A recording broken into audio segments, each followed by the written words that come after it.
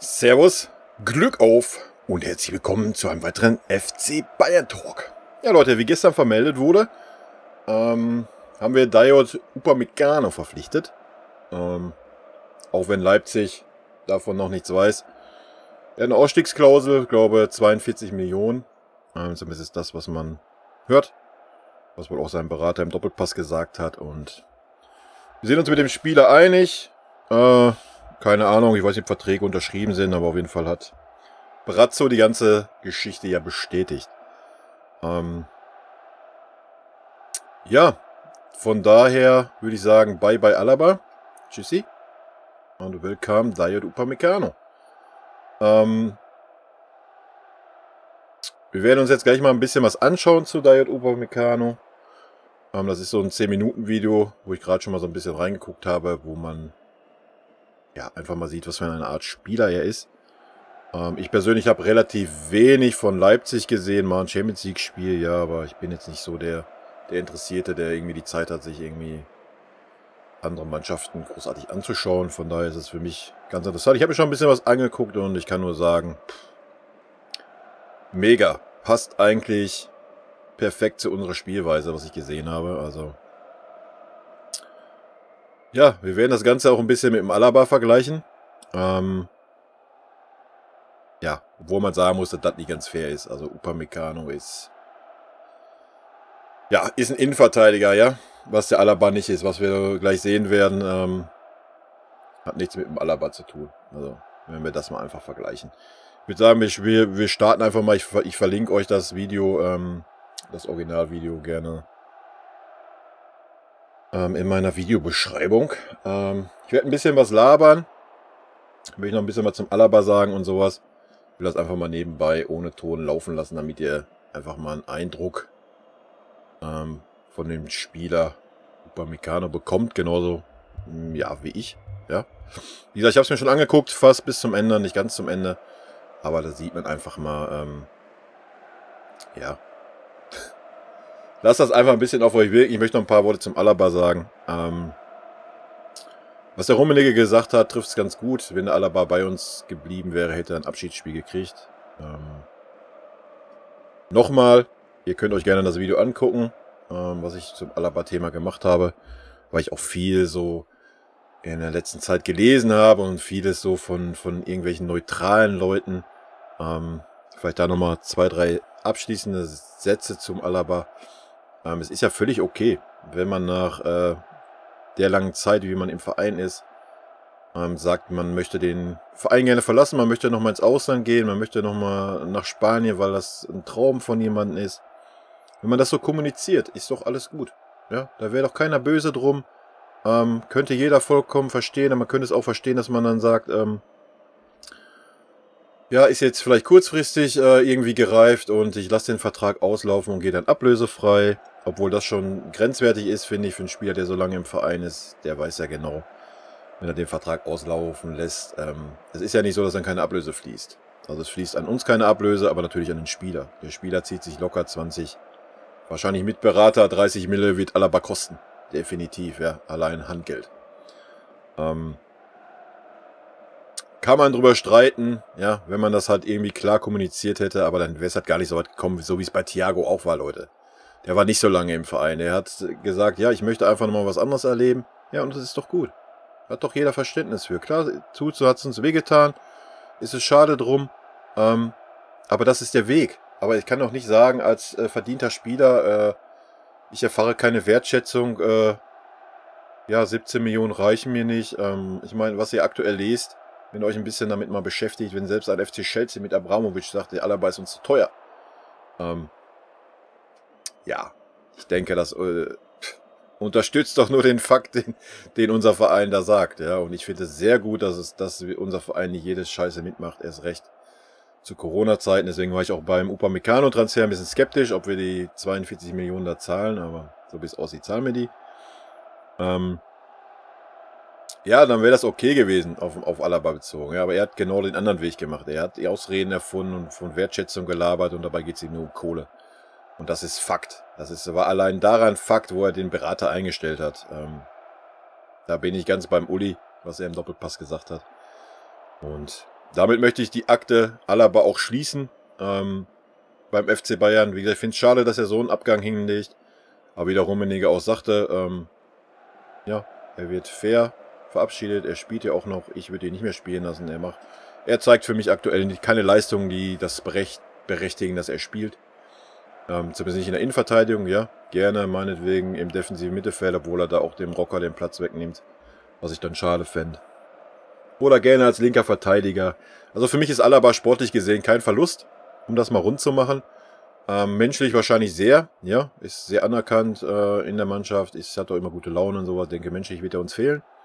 Sportlich wird er uns nicht fehlen. Also wir haben mit Davis, klar, der ist noch ein bisschen unkonstant. Der wird sich aber finden in den nächsten 1, 2 Jahren. Ja, haben wir den perfekten linken Verteidiger als Ersatz. Zur Not ist Hernandez da, der auf dem linken Verteidiger aushelfen kann, wenn da mal einer verletzt ist. Und da mache ich mir keine Sorgen. Als Innenverteidiger habe ich ihn Alaba nie gesehen, hat bei uns nie die großen Leistungen gebracht. Ja, eine Trippelsaison, alles gut und schön. Aber auch da war er defensiv gesehen kein Innenverteidiger. Ja, er war der Innenverteidiger, der das Spiel aufgebaut hat und so weiter. Aber vergleicht das mal mit den Bildern, die ihr hier seht. Das ist ein Innenverteidiger. Ja, allein die Zweikampfführung, wenn ihr die ersten Minuten gesehen habt.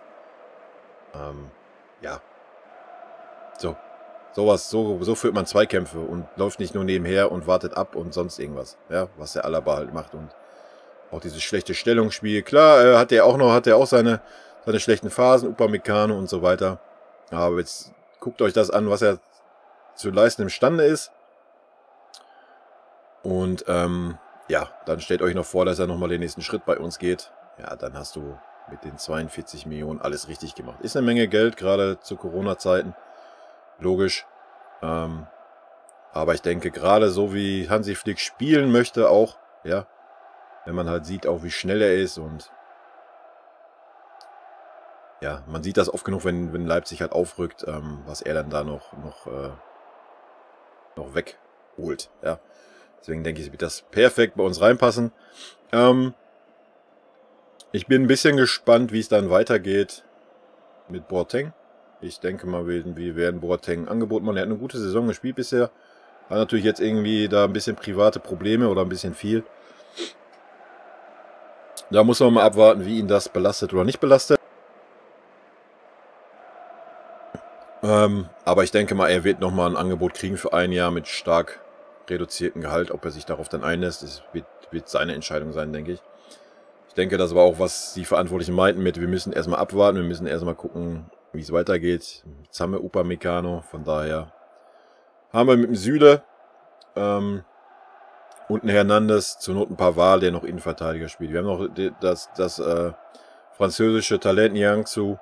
Da muss man halt auch mal abwarten, wie er sich entwickelt. Also auf Innenverteidigerposition sind wir sehr gut aufgestellt und vor allen Dingen haben wir keinen Trainerliebling mehr namens Alaba, der immer spielt, obwohl er da keine Leistung bringt. Das wird allein uns schon sehr, sehr viel Stabilität bringen, bin ich mir sicher.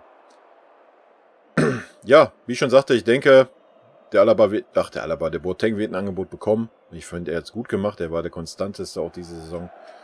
Unverdient hätte er es. Aber ich gehe davon aus, dass er ja, von den Bezügen her definitiv Abstriche machen muss. Wird man sehen, ob er das möchte oder nicht.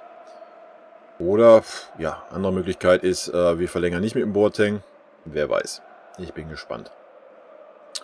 Ansonsten, man liest dann immer, ja, dann wird der Süle wechseln. Bin ich mir jetzt auch nicht so sicher. Ich denke, so langsam kommt er wieder immer besser in Tritt. Auch als rechter Verteidiger hat er es gut gemacht. Ja, keine Ahnung, wird man halt sehen. Ich meine, Hansi Flick möchte gerne immer Links- und Rechtsfuß in der Innenverteidigung. Obwohl ich das einfach ein bisschen überschätzt finde, weil guckt euch das an, jetzt gerade die Upamecano steht mehr mittig. Wenn ihr bei uns auch mal guckt, stehen die Innenverteidiger auch oft mehr mittig wie irgendwie außen. Ich finde ja, ich muss einen Links- und einen Rechtsfuß in der Innenverteidigung haben. Finde ich komplett überschätzt, das Thema. Ich könnte mir sehr gut vorstellen, dass auch ein Süle und ein Upamecano zusammen gut spielen können, auch wenn es zwar Rechtsfüße sind. Meine Meinung, wird man sehen. Ja, ansonsten müssen wir halt abwarten. Ich weiß nicht, man weiß auch nicht, wie es beim Süle im Kopf ausschaut. Man weiß nicht, wie weit der Flick auf ihn baut. Der Flick hat ja immer so seine Lieblinge irgendwie. Da muss man halt auch ein bisschen gucken. Ich finde es schade, wenn er geht. Ich finde Süle gut. Ne? Ja, ich finde, klar, er hat jetzt die lange Verletzung gehabt. Ja, das ist dann alles nicht so einfach, ja. Das muss man natürlich auch mal ganz klar sagen. Wir können uns auch noch ein zweites Video angucken, wenn ihr noch ein paar Szenen sehen wollt, dass ihr vielleicht noch mal ein bisschen einen Eindruck bekommt. Aber ich denke, das erste Video hat schon ganz gut die Stärken gezeigt. Man sieht auch, er kann auch einen guten Diagonalball spielen, so wie es der Boateng macht. Er ist unglaublich schnell, ist unglaublich zweikampfstark, hat eine Präsenz im Zweikampf mit seinem Körper. Ja, wie ich es schon gesagt habe, der Vergleich mit Alaba ist dem Alaba nicht fair. Ja, Alaba ist für mich ein linker Verteidiger und kein Innenverteidiger. Finde, das kann man nicht vergleichen. Aber selbst wenn man das jetzt mal mit dem Süle vergleicht, das ist halt eine ganz andere Dynamik drin. Ne? Der Süle spielt ein bisschen anders, finde ich. Ist aber auch nicht so langsam, muss man auch ganz klar sagen. Aber er hat nicht so die Dynamik im Gegensatz jetzt zu Upamecano, wie ich finde. Klar muss man erstmal abwarten, wie er sich einfügt, auch bei uns, ja. Aber da mache ich mir eigentlich keine Sorgen. Er ist Franzose, wir haben genug Franzosen im Team, so dass Sprache schon mal kein Problem ist. Er war jetzt aber schon, ich weiß gar nicht, 2 oder 3 Jahre in Leipzig, sollte also auch ein bisschen Deutsch können. Und von daher mache ich mir da keine Sorgen. Er hat keine Eingewöhnungsphase in die Bundesliga, das kennt er. Er spielt Champions League mit Leipzig, er spielt international die letzten Jahre. Also, wenn man den Transfer nicht gemacht hätte, als FC Bayern, ja, hätte man es ja wahrscheinlich bereut. Also den Transfer musst du machen, ja. Klar, 42 Millionen. Aber wenn wir jetzt mal das Beispiel Hernandez nehmen mit 80 Millionen, was ich den Transfer immer noch nicht verstehe, obwohl der Hernandez natürlich nicht schlecht ist, ja, logisch. Aber mit Sicherheit keine 80 Millionen wert war. Aber das war natürlich noch vor Corona. Von daher denke ich, für so ein Kaliber sind die 42 Millionen dann irgendwo ein Schnäppchen, wenn man sogar sieht, was Chelsea noch während Corona rausgeballert hat. Und natürlich waren auch genug andere Vereine an ihn dran. Und da muss man dann dem Brazzo auch mal ein Lob geben, dass er das eingetütet hat. Ne? Weil ja auch immer viele auf dem Brazzo so rumhacken. Ich denke, das hat er schon gut gemacht. Und ich freue mich auf ihn. 22 Jahre, also 23 oder was, wenn er zu uns kommt. Ja, perfekt. Kann 8, 9 Jahre unser Abwehrhühne werden. Zwischendurch erinnert er mich so ein bisschen an Lucio, wenn er mal so nach vorne zieht. Ja. Aber ihr seht es auch gerade, die Diagonalbälle kann er auch und so weiter. Also, ich denke, wie ich schon sagte, für unsere Spielweise ein perfekter Spieler. Und man sieht halt auch, er kann halt auch Spieler einsetzen. Klar, jetzt die langen Bälle, ja. Aber er kann halt auch und da sieht man die ganze Stärke halt einfach, ja.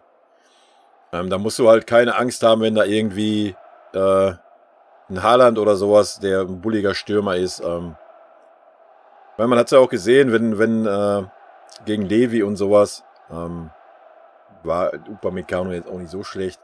Also von daher, ja, Fazit ist, wir haben alles richtig gemacht. Ich freue mich auf den Spieler. Ich freue mich auch, um das vielleicht nochmal klar zu sagen, dass wir nicht jeden Scheiß mitmachen, dass der Alaba geht. Finde ich völlig zu Recht. Ich denke, das Angebot, was wir ihm gemacht haben, war mehr als fair. Und ja, Alaba muss sich nicht hinstellen und irgendwas von Wertschätzung labern oder sonst was. Ihm geht es halt nur um die Kohle. Punkt. Ne? Wäre es anders, hätte er das klar kommuniziert, hätte gesagt, jo, ich möchte gerne nochmal nach Spanien wechseln, wie ich am Anfang sagte, und dann hätte das jeder verstanden und alles wäre gut gewesen. So ist er selber schuld, dass er nicht den Abschied hat, auch nicht den Abschied bei uns Fans, den er sich verdient hat. Ja, Alaba hat sich nie was zu Schulden kommen lassen bei uns. Immer gute Laune. Ich sage ja, als Mensch wird er der Mannschaft definitiv fehlen, bin ich mir sicher. Aber als Mensch hat auch zum Beispiel ein Ribéry und ein Robben gefehlt und ja, wir haben trotzdem das Triple geholt. Ja, muss man halt auch mal so sehen. Und ich finde es auch gut, dass wir den Umbruch weiter vorantreiben. Ja. Ich kann mich noch erinnern, vor einem Jahr oder vor 2 Jahren fing das schon an, ja, und Alt und Müller und Boateng und so weiter. Wo der Jögi die aus der Nationalmannschaft genommen hat und guckt euch die Leistung an von Müller und Boateng und Auch Levi, also man muss das Alter im Fußball nicht immer so hochhängen. Ja? Wenn das ein Vollprofi ist, so wie es zum Beispiel mit Levi ist, ich denke, Levi kann auch noch 2, 3 Jahre auf hohem Niveau spielen, da mache ich mir gar keine Sorgen. Man hat es damals schon beim C. Roberto gesehen, mit 38 oder bis 40 hat er gespielt oder was.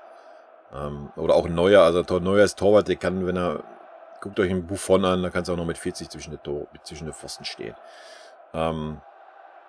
Der Vorteil ist auch, so eine Leute haben halt alles erlebt, ja, und warum soll man immer sagen, oh, du bist jetzt aber 32, nee, jetzt kannst du aber nur noch nach Katar oder in die USA gehen, ist halt Schwachsinn, Leute.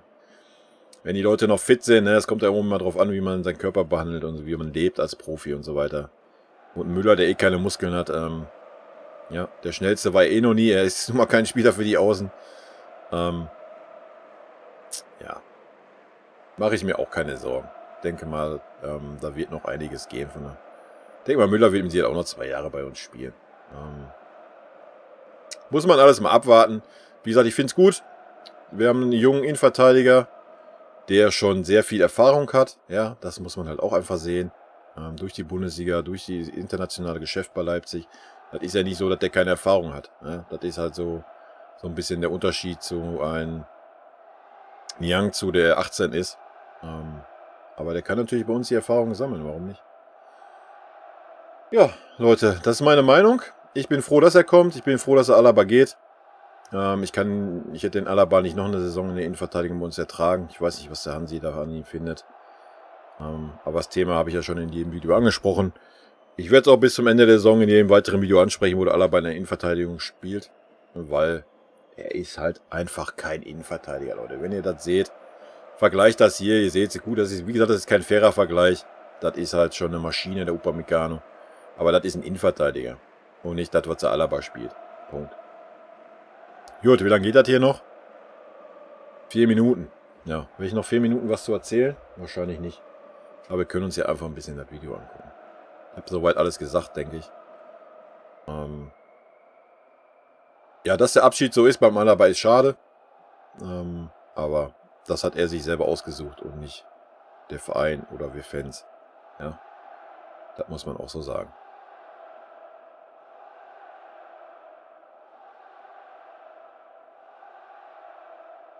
Ja, wie gesagt, also hört euch das halt einfach an. Ja.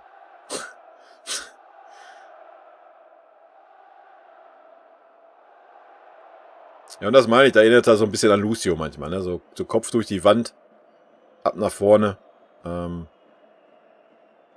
es die Situation zulässt. Aber ihr seht halt, das ist für mich ein da sind Zweikämpfe direkt bevor der Ball am Mann ist. Wenn du jetzt bei uns guckst, wenn du einen Alaba guckst, dann kann der Spieler den Ball annehmen und der Alaba steht dann dahinter, breitbeinig, was macht er jetzt, was macht er jetzt, was macht er jetzt? Anstatt einfach in den verkackten Zweikampf zu gehen. Und vom Kopfballspiel brauchen wir gar nicht sprechen beim Alaba, das ist einfach gar nicht vorhanden. Als Innenverteidiger, Leute. Ja, ich meine, klar, in der Bundesliga alles gut und schön, aber wir haben selbst in der Bundesliga gesehen, wie viele Gegentore wir kassiert haben. Ja, aber da kannst du das halt noch verschmerzen, weil das dann oft genug wieder noch rausreißt. Du kannst nicht mit so einem Innenverteidiger, mit so einer Leistung in der Champions League auflaufen. Also ich bin gespannt, ob der Alaba gegen Lazio in der Innenverteidigung spielt. Also, da mache ich mir ernsthaft Sorgen, sage ich euch ganz ehrlich. Ich weiß auch nicht, ich verstehe die Intention vom Flick halt einfach nicht, Leute. Ich verstehe sie einfach nicht. Ich verstehe es nicht.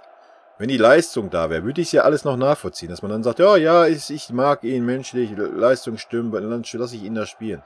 Aber die Leistung stimmt halt nicht in dieser Saison. Sie ist einfach nicht da. Ja, da ist ein Boateng meilenweit vorne. Meilenweit. Und ein Süle genauso. Das sind aber auch Innenverteidiger. Deswegen, ich möchte den Alaba da gar nicht so einen Vorwurf machen. Der kann da eigentlich gar nichts für. Ja, der kann da eigentlich gar nichts für. Ich weiß nicht, was den Flick da geritten hat. Ich weiß es nicht. Oder was ihn da reitet. Das ist ja immer noch so. Ich blick's halt nicht. Keine Ahnung. Vielleicht übersehe ich irgendwas. Aber da kannst du ja selbst einen Martinez da besser hinstellen. Ja, einen Xavi. Der spielt ja einen besseren Innenverteidiger wie der Alaba. I don't know. Ich weiß es nicht. Vielleicht, weil der Guardiola ihn da mal ein paar Spiele hatte und dann, oh ja, toll, buh. Ist ja alles gut und schön gegen irgendwelche schwachen Gegner, die mit einem Stürmer auflaufen, kannst du das vielleicht machen. Bei allem anderen wird's haarig. Wie gesagt, ich bin gespannt, Champions League jetzt gegen Lazio, wie das ausschauen wird. Lassen wir uns mal überraschen. Muss auf jeden Fall eine Leistungssteigerung vom Alaba kommen in der Innenverteidigung. Bin ich ganz ehrlich. Sonst sehe ich da schwarz. Aber gut. Nur meine Meinung. Wir werden es ja sehen. Dauert ja nicht mehr lange. Geht ja bald los. Gut. Ich würde sagen, das war genug zum Alaba. Ich würde sagen, wir freuen uns alle gemeinsam auf Upamecano. Ich denke, da gibt es keinen von uns Bayern, der irgendwie sagt, das Geld lohnt nicht. Ich denke, das Geld ist mehr als gut investiert. Vorne sind wir ganz gut aufgestellt. Ja, wir haben Musiala in der Hinterhand, wenn wir uns mal kurz den Kader vielleicht nochmal durchgehen. Neuer, gar kein Problem. Wir haben dahinter noch den komischen anderen Schalker, der wahrscheinlich die nächsten 2 Jahre keine Rolle spielen wird bei uns im Tor. Da müssen wir uns nichts vormachen. In der Innenverteidigung sind wir dann gut aufgestellt mit dem Süle dabei. Mit dem Hernandez haben wir 3 gestandene Innenverteidiger, wenn das alles so bleibt. Wenn der Boateng sich auf eine Vertragsverlängerung einlässt oder der Verein das möchte, haben wir 4 starke Innenverteidiger. Haben dazu ein Riesentalent mit Niangsu dahinter. Wir haben den Richards noch, der gerade ausgeliehen ist auch eigentlich ein Innenverteidiger. Also da haben wir gar keine Probleme. Unsere große andere Schwachstelle sehe ich rechter Verteidiger. Linker Verteidiger Davis ist safe, ja. Auch wenn der Alaba weg ist. Wir haben den Hernandez, der ihn vertreten kann, wenn der Davis mal am Formtief hat oder sonst was. Auch gar kein Problem. Rechter Verteidiger haben wir ein Pavard, der da aushelfen kann. Ein Pavard kann auch einen Innenverteidiger spielen. Was er anscheinend auch lieber möchte, wenn ich mir so seine Körpersprache angucke als rechter Verteidiger. Ja, der Saar, ich denke, der wird am Ende der Saison wieder weg sein. Falls wir ihn loswerden. Der ist halt einfach nicht Bayern-tauglich, das muss man auch ganz klar sagen. Das war ein absoluter Fehlkauf vom Brazzo. Ja, rechter Verteidiger, das ist, wo ich Handlungsbedarf sehe. Gut, Martinez geht auch noch, defensives Mittelfeld. Gut, wenn wir Tolisso verkaufen, ja, müssen wir entweder da auch nochmal ein Talent hochziehen oder sowas fürs defensive Mittelfeld. Da haben wir halt Kimmich, Goretzka. Ich mag einen Rocker. Ich denke, der Rocker kann einen guten werden auf der Posi. Ist halt die Frage, wie der Flick das sieht. Ja, vorne haben wir halt Levi. Wo da auch ein Backup her müsste, wenn man ehrlich ist. Der Choupo-Moting, ich denke mal, da wird auch nichts verlängert werden. Ich sehe auch keinen Grund. Costa wird auch weg sein. Da müsste man halt auch nochmal, obwohl wir haben Musiala, dann hätten wir vier Außenspieler. Das sollte eigentlich auch mal reichen für eine Saison. Ja, wie gesagt, wenn Tolisso geht, müssen wir auf jeden Fall einen Ersatz haben fürs defensive Mittelfeld. Und vielleicht irgendwie ein Spieler, der auch ein paar Positionen mehr spielen kann im Mittelfeld. Aber gut, du hast mit Musiala, der eigentlich alle Positionen spielen kann. Vielleicht nicht gerade den Sechser. Da wäre vielleicht noch ein bisschen Handlungsbedarf.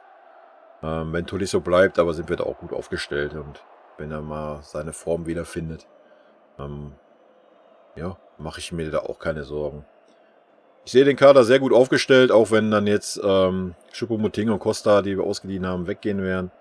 Wie gesagt, ich würde den Saar weggeben und würde einen ordentlichen rechten Verteidiger mal verpflichten. Ich hoffe, das Geld ist dafür da.